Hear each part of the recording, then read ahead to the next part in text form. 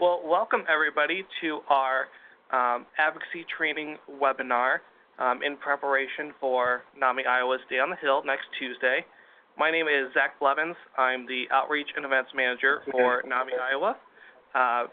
We're hoping to have Peggy join us today, but she's a little under the weather, so I'm jumping in and filling in for her. But she will be leading the first-time advocate training session next Tuesday as well, so you'll have an opportunity to hear it from her then. I just want to quickly introduce the other individuals that we have joining us for the webinar. We have Cindy. Do you want to say hi, Cindy? Hello. Cindy is our Administrative Services Manager here at NAMI Iowa, and we have Debbie Scott. Hello. She is our Ending the Silence Coordinator for the state of Iowa. So the three of us will be conducting this webinar. And I'm seeing the message from Mary. Is everyone able to see my PowerPoint screen? It should have advocacy training in big letters across the middle.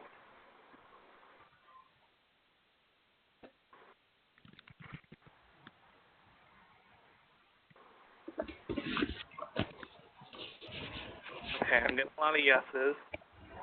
Sound is going in and out. Okay, we will try to get closer to the mic.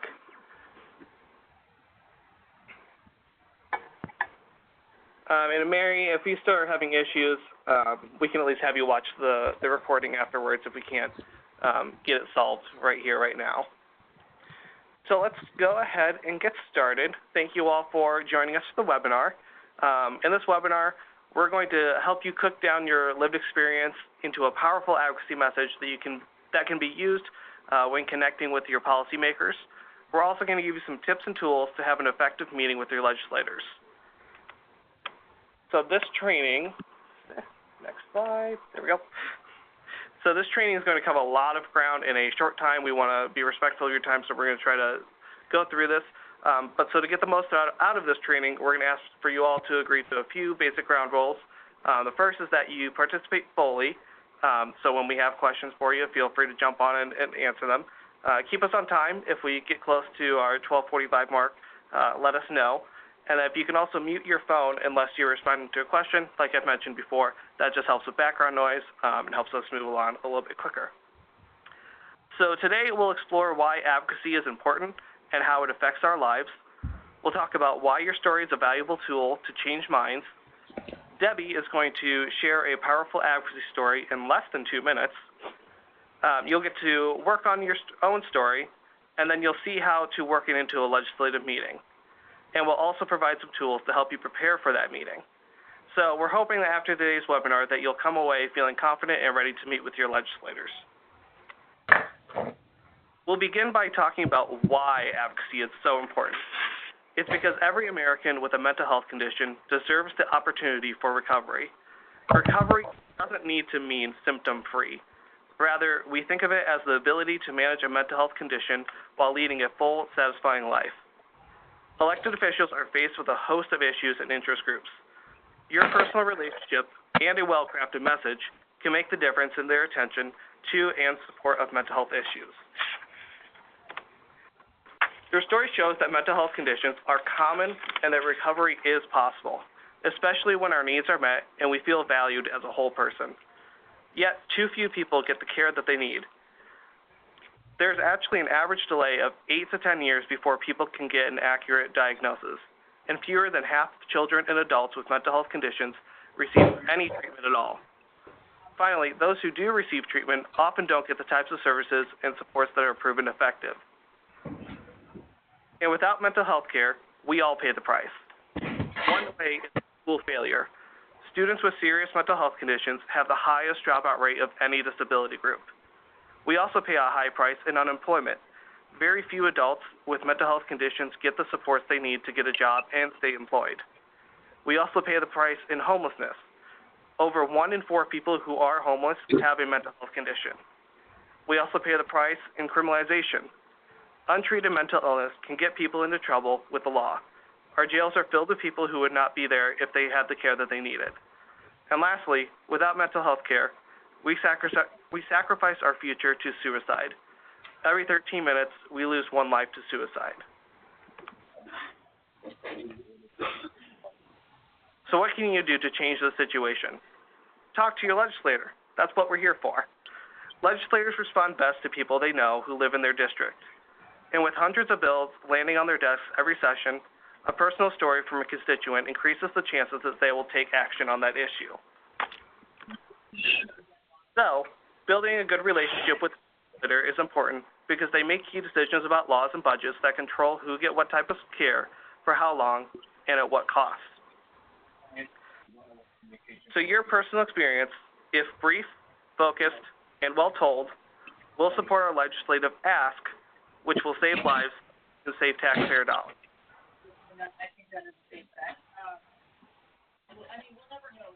Now, let's look at the valuable role you can play as a grassroots advocate. One reason people don't contact their legislator is that they don't think they know enough.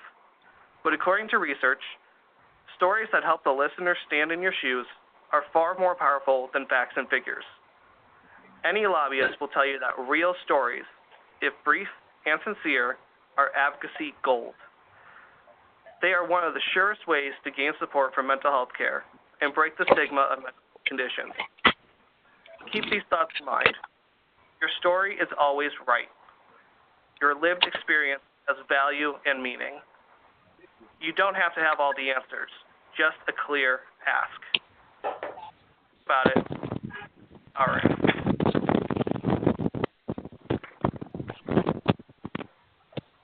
Just a quick reminder, if you haven't already, if you can mute your phone or your audio device. I think we're picking up on some wind or something in the background. So, move on to a few tips. Here are 4 tips telling you a story that will help your legislator. What? What? Are you on the phone? Yeah. Let me, if you haven't already, please mute your microphone. Can you take me to take my car in? No? Yeah, which one? I've got a If you haven't already, please mute your phone. We're getting a lot of background noise right now. All right. The first tip is to keep your story brief. We live in a world of sound bites and text messages, and legislators are very busy. So really aim for 1 to 2 minutes.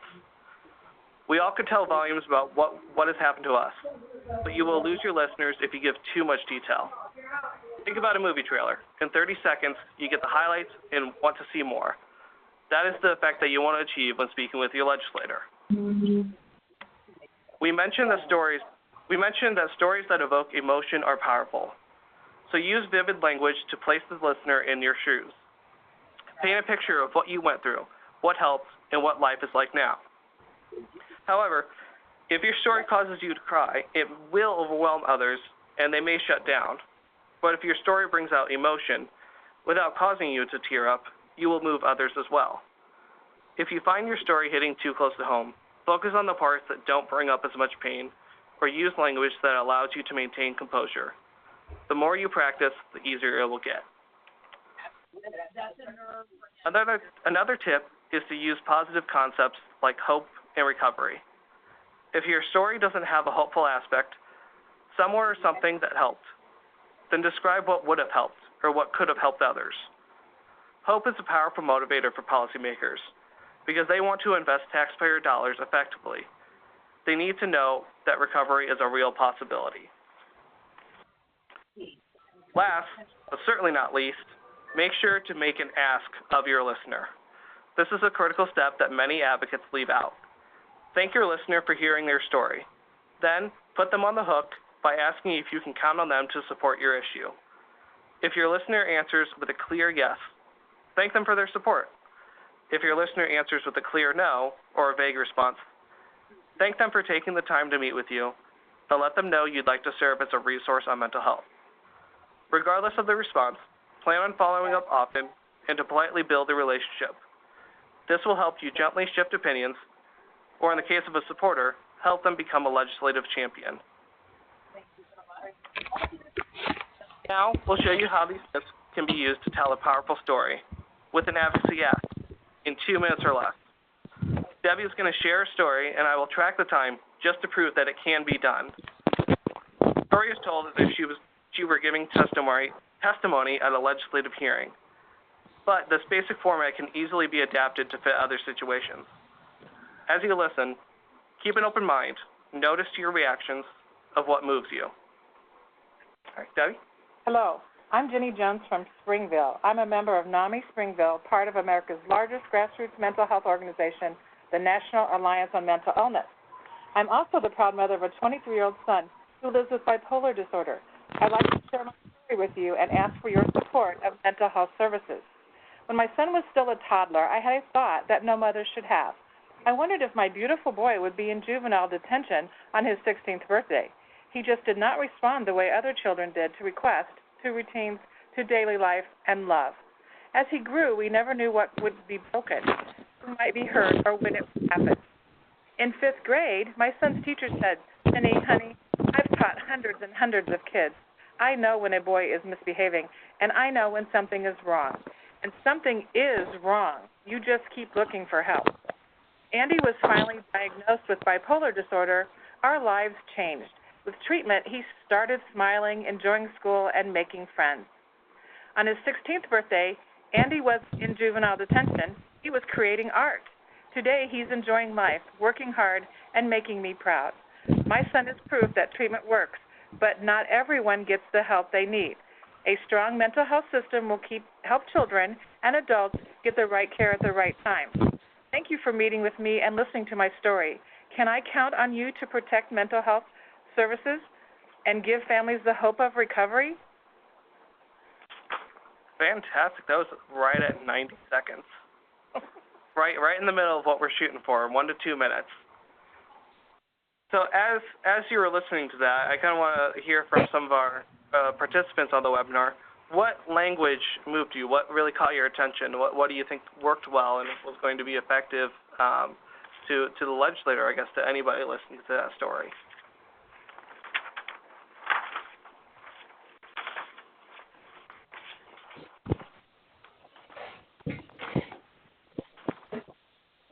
With treatment, he got better. Yep, definitely. That is always a good thing to be able to share, that some hope was there, and that the plan was successful, and that she was able to share that element of her story.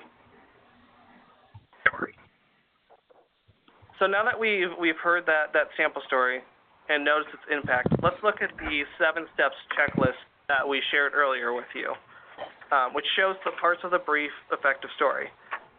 If you look at the story that Debbie just told, she did hit all the different components. The first one being to make your introduction, who you are, why you're here. Second part, to share what happened. Third part, what helped to resolve the issue. Fourth part, how is she different today? Fifth part being, what is the need or the problem? Sixth part being, what will help others? And then the last part, the ask, getting some type of commitment or getting the support of that legislator, getting them to commit to something or getting their feedback.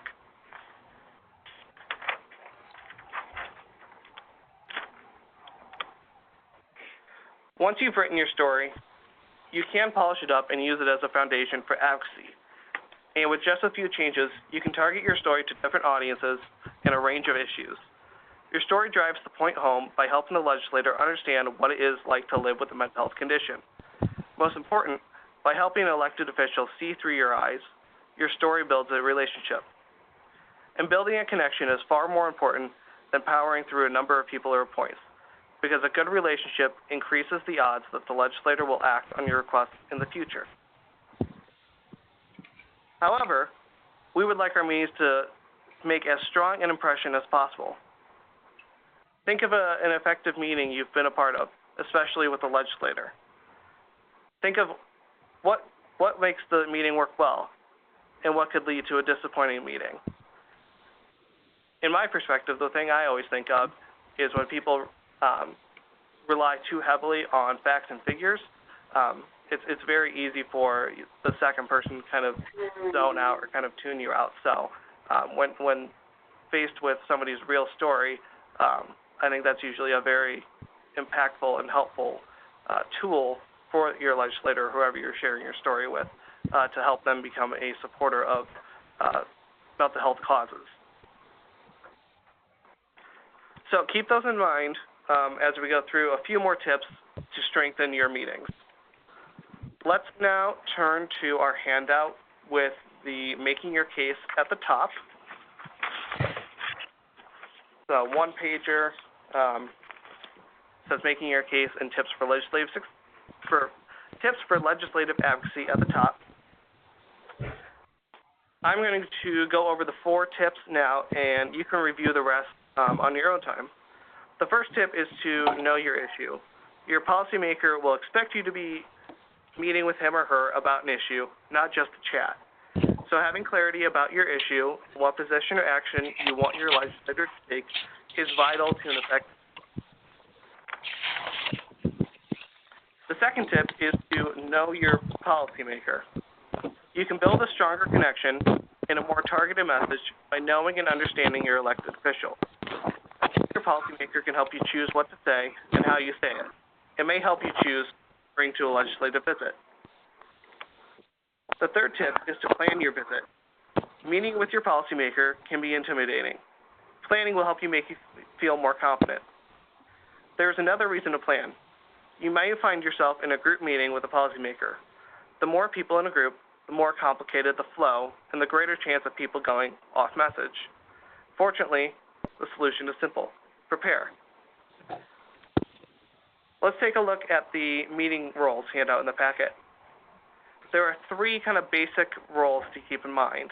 The lead starts the conversation, makes the ask, and closes the meeting on a positive note. The messenger lays out facts and talking points to support the ask. The storyteller brings the issue off the page by relating personal experience to the issue. If you are meeting a legislator by yourself, you take on all 3 roles. Going to a meeting as a pair is effective, though, because the legislator forms the 3rd leg of the triangle, which encourages productive dialogue. In that case, one person may take the lead and the messenger role, while the other is the storyteller. Our larger group can make a strong impression, but it's important to have one lead, to identify other roles in advance, and to remember that it isn't necessary for everyone to speak. Here's our last tip. Make an ask of your listener. If you are talking to a legislator, let them know what would help others, and then ask them if you can count on their support. This puts them on the hook by asking them for a commitment. This will tell you a lot. If they commit, you have a supporter. If they say no, or they are non-committal, you know where they stand and that you need to follow up and nurture the relationship to build support. Don't take a negative or non-committal response personally. Your legislator may be under pressure to take a particular position on your issue or may be being cautious. Take it in stride and work to build that positive relationship. To help you see how these tips and tools work, we're going to demonstrate a meeting with a policymaker with 2 constituents. Cindy is going to play Senator Walker, and myself and Debbie are going to be constituents. While you listen, notice the roles the 2 constituents play and where you hear our tips and actions. Also, listen for facts and a story highlight. Okay. Good morning, everyone. Thank you for coming. Hello, Senator. I'm John Adams from Spring Valley. We're members of NAMI Spring Valley, part of America's largest grassroots mental health organization, the National Alliance on Mental Illness. We really appreciate your taking the time to meet with us. We know you're very busy. It's a pleasure to meet you, Senator. I'm Jenny Jones from Springville. It's a pleasure to have you here. I know NAMI. You've always done a great job bringing up mental health issues. Senator Walker, before we talk about some important issues affecting our constituents who live with mental illness, I'd like you to know that we appreciate your many years of service in our legislature. Well, thank you. I've spent 12 years in public office now. We also appreciate that. As a doctor, you value the health of your constituents and have provided important leadership on the Medicaid health plan and healthcare issues in our state. Well, I've seen too many people in emergency rooms with issues that could have been prevented for pennies including a lot of people who needed mental health care. I'm glad you mentioned that, Senator. We're here because we want to urge you to support mental health services in HB 39, the mental health budget. More families than ever are seeking help from our mental health centers, but with budget cuts, people can't get the mental health services they need. I've always been a supporter of mental health. I'm a co-sponsor on NAMI's parity bill, but it's going to be an extremely tight budget this year. There are serious revenue shortfalls, and we're still figuring out where we can find savings. We've got to get spending under control. We understand, Senator. It's going to be challenging, but the people of our state deserve the opportunity to be productive and healthy. To have this opportunity, they need access to mental health care. Also, if we don't protect mental health services, it's going to cost us more in other places. When our children can't get help for mental health conditions, they fall behind in school and families struggle. When adults can't get treatment, costs shift to jails, emergency rooms, and hospitals. Isn't that the truth? Like that kid involved in that police shooting. They're saying he has mental illness. I can't believe those parents of his didn't do something before a tragedy happened. Yes, there's a lot of speculation around that. I just wish the media would talk about stories of recovery like mine instead of focusing on sensational news. I'm here because my life is affected by mental illness. My son Andy lives with bipolar disorder, and I can tell you that treatment can make the difference between despair and recovery. Today, Andy's living on his own, working as an artist and making me proud. I never thought I'd see him experience this kind of recovery. But it wasn't always that way. Before we got the treatment he needs, I saw him in the back of police cars and held him in my arms after a suicide attempt. No child should have to go through this. I really appreciate your story, Jenny, and I'm so happy to hear your son's doing well. Is Andy showing his art anywhere? Yes, a gallery is representing him. But what I'm worried about is that there are thousands of others in our state, just like my son, except most don't get the help they need. More than 1 in 10 youth and about 1 in 17 adults lives with a serious mental illness, so it's more common than most people think. Many of our returning servicemen and women are experiencing mental illness too. We need more mental health services, not fewer. It's an investment in health and productivity. If people can get the right care at the right time, they can be successful like my son. The people of our state need your vote to protect mental health care. Can we count on your support of HB 39, Senator? You've both made some excellent points, and I'll keep them in mind. I know how important mental health services are, and I'll think about this as we're working on the budget. Thank you so much, Senator Walker. We appreciate you taking the time to hear about our issues. Thank you for meeting with us, Senator. We know your time is limited. We'd like to leave you with this packet that contains a fact sheet and NAMI's other legislative priorities. We hope we can count on your support for them. Please know that we would welcome the opportunity to be a resource to you in the future. We'd also like to follow up and see how you intend to vote on our issues. Certainly. Please give my staff your contact information before you leave so they can get a hold of you. Thank you, sir. If you have time, we would be honored if you would have your picture taken with us for our newsletter. I think I can take a moment for a picture. And please tell Andy hello for me, will you? Of course, Senator. Thank you. That will make his day. Did you notice how much was conveyed in just those short few minutes? I kind of want to hear some responses. So, if you want to jump in, what did you notice about the roles that we were playing and the flow that we had, the back and forth, Debbie and I, between us and Senator Walker? Did anything jump out at you?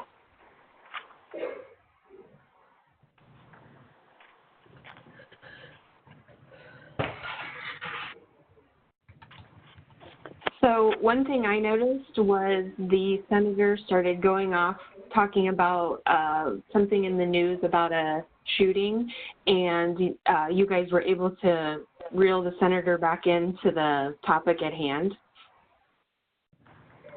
Yeah, he tried to make a couple, or sorry, she tried to make a couple diversions from the conversation between the news story and then also Jenny's son's art exhibit that was coming up, which I'm sure was a fabulous art exhibit, but it was a little off topic for what we were trying to have that conversation with the senator with. So as you speak with with legislators, this will be a tactic that they may try to use if they want to try to avoid the subject or want to try to avoid committing any support. So this is why we mentioned having the meeting roles being important to having an effective meeting with the legislator. That way, when we saw John as he was veering back to the conversation and keeping things on task, and then Jenny would come in with the ability to share her story as appropriate. So that kind of kept the legislator in line with the conversation that we were trying to have with him. And Roger, you're right on. Each person did have a prepared role with an end goal. That's right. Any other observations or things that people wanted to point out?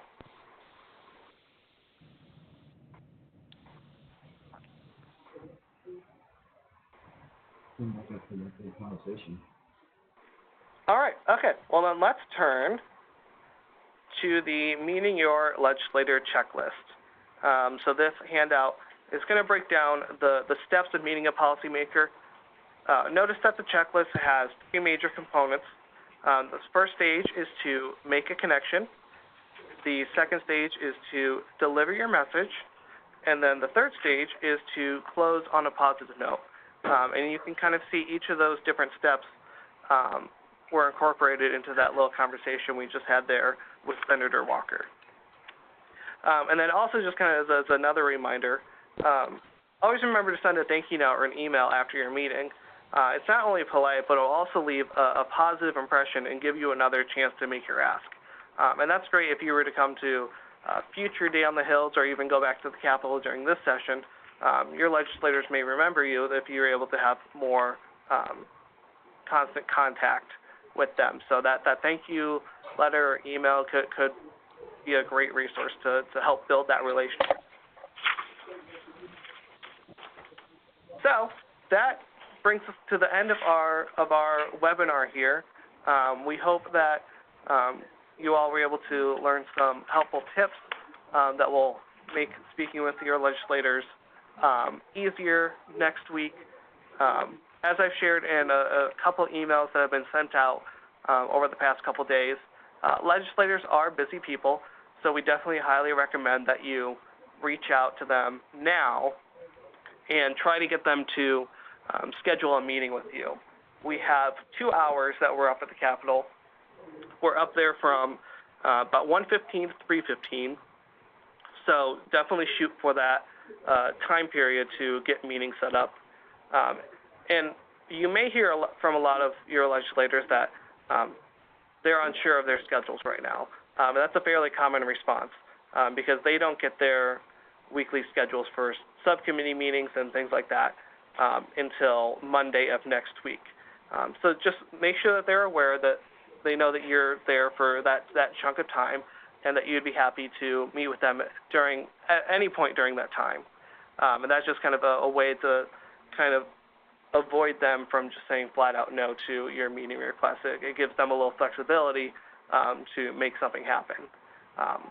And the day of the Day on the Hill next Tuesday, we do have an additional first-time advocate training workshop that's at 9 a.m. where we're going to kind of review a lot of this information and make sure that you have your story kind of thought out of what you're going to say, provide you with some additional tips of what it's like up at the Capitol and how to get a hold of your legislator while we're there, because there's a system with slips and sending them in to pull the legislator off of the Senate or House floor. So we will review that in a little bit more detail during that 9 a.m. session Tuesday. But with that, I wanted to open it up for any questions. We'll do our best to try to answer what we can. If we don't have an answer, we can certainly look at a couple things and get back to you with maybe any questions that might benefit the whole group. Feel free to throw those in the chat box or unmute yourself and ask those now.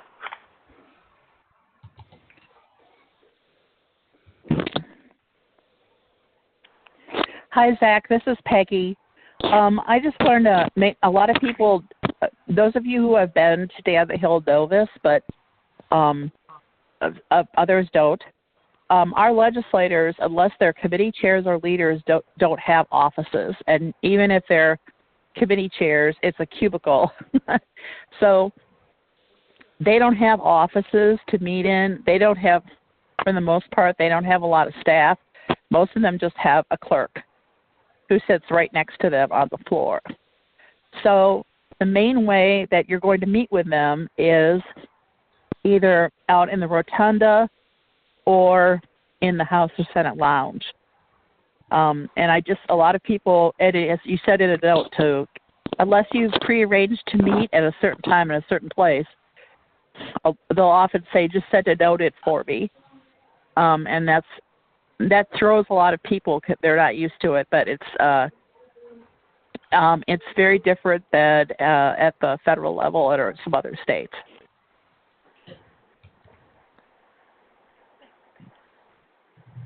Thank you, Peggy.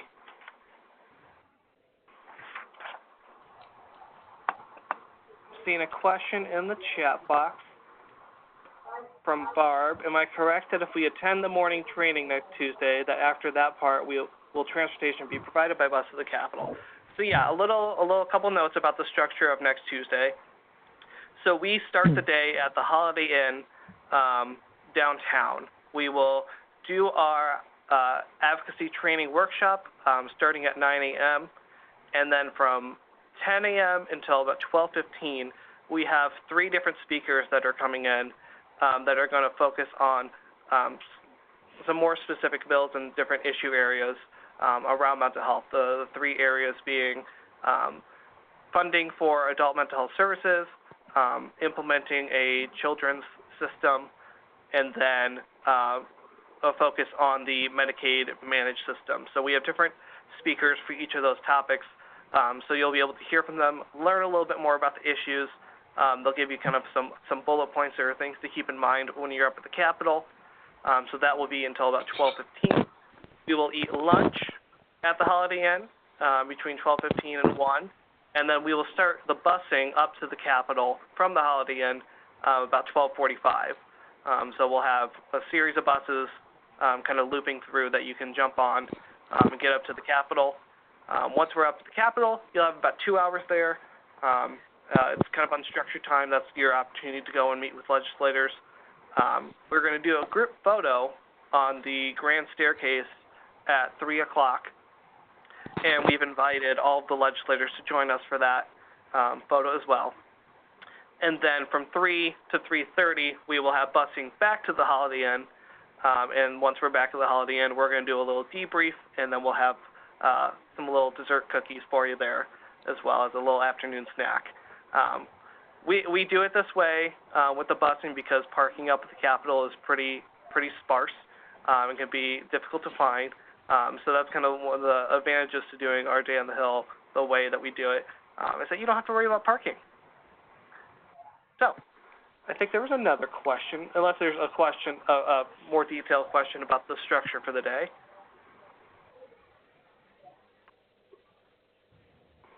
Okay. From Mary Beth, question is, what is a good resource where I can learn more about my legislator's background regarding mental health legislation? Peggy, do you have any tips on this one? Great resources for people to learn about specific legislators? Well, we don't have any real, specific research on that. First of all, I'll just say, Wait, what? I'm always, No. we don't have a lot of specific research, but I'm happy to talk with any of you about your particular legislator if I could shed some light. Also, I'll just tell you, everybody voted for the big complex needs bill last year. It was a unanimous vote. So that's something that if they were in the legislature last year, you could congratulate them and thank them for that vote.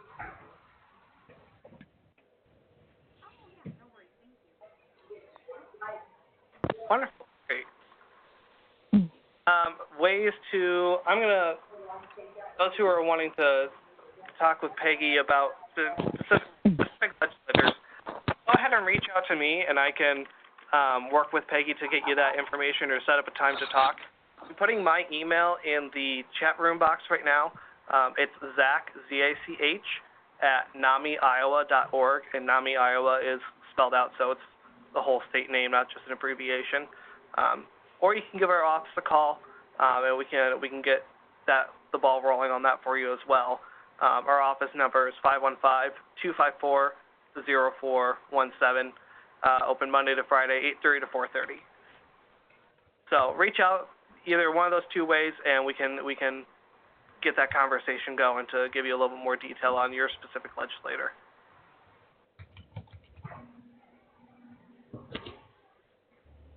Any other questions?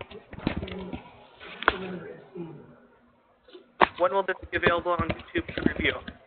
My goal is to put it up this afternoon, and I will be sending out the link to all of our Day on the Hill attendees. So that should be coming out very soon. Zach, this is Peggy again. I could also recommend the legislative website. They do have brief biographies of each legislator. So if you don't know your legislator at all, they have photos and they have a brief biography. So you at least will have that, and then you can always Google them to learn more about them. And if anybody is wondering who their specific legislators are, look in your email, because I sent you all an email yesterday that included the contact information for your senator and your representative, as well as the phone numbers for the House and Senate switchboards. So that you'll have their email that way, or the switchboard numbers that you can utilize as well. Ryan is asking for the office number again. Our phone number is 515-254-0417 and 515-254-0417. Hey, Zach, this is Dawn Gritman. Hey, Dawn. If we are not able to get to talk to our senator or representative because they're in a committee meeting or something, like we try to get to them but we can't, are we going to have any materials or anything that we can leave with their clerk, just some information that they can have to reference later on, or is that something we would want to do on our own if we want to leave anything for them? Yeah, we're going to have a handful of handouts in each of your folders when you get to the Holiday Inn and pick your folder up, that you can use those resources as a handout for your legislators. And if you're wanting a copy for yourself and you end up giving your copy to a legislator, you can always just let me know and I can get you more copies. Thank you. And also, Dawn, we're going to have big, beautiful stickers for everyone to wear to show that you're part of our NAMI Day on the Hill, and you're going to have extras to give to your legislators to wear. So that's another great leave behind. Okay, great. Thank you.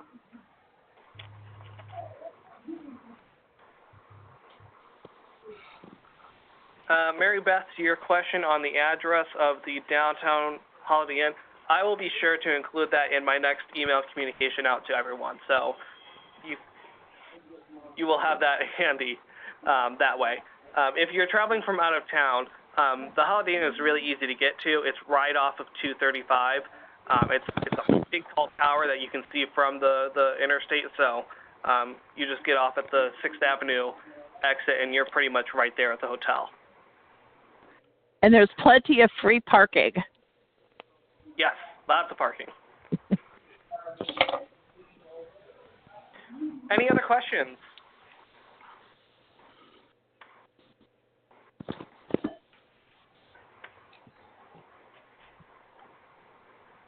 Well, if you think of a question after this webinar and you still are looking for an answer for that, feel free to reach out. Happy to answer.